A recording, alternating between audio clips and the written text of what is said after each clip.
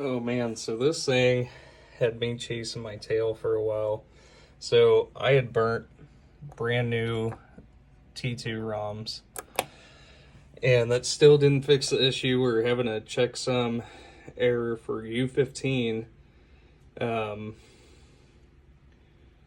did notice whenever the board came in that U15 and U18 were both dead. So I went ahead and erased those, reburnt them, was having the same exact issue, U15 error. But all the sounds would work. It's just, you would get the notification there at the beginning, the 4 bongs, and I ended up replacing the socket. That did nothing, and what ended up solving it is I just went ahead and burnt a new CPU ROM, as well as all 3 of the sound ROMs.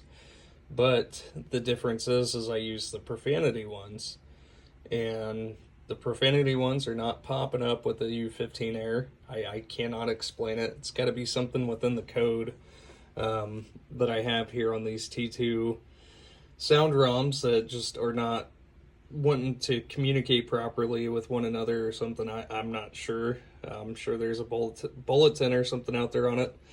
Anyways, we have the DMD driver here as well, which I've rebuilt the entire high voltage section because we were having issues there with the DMD. So I will go ahead and get this thing powered up.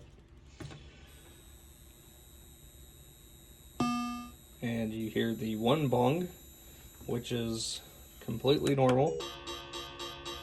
And test report's going to show time and date not set, and then also the gun can't find home because we're not in a pinball machine. So we're going to go into test, and we are going to first test the sounds.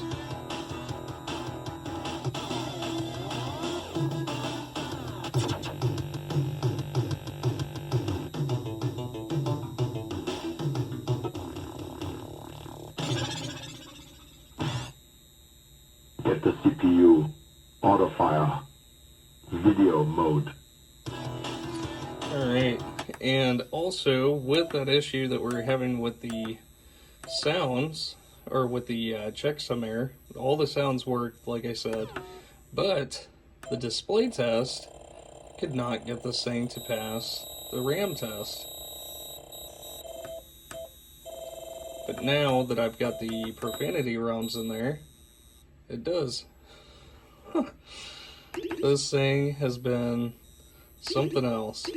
So I am glad to get this back over to you, and thank you so much for sending them.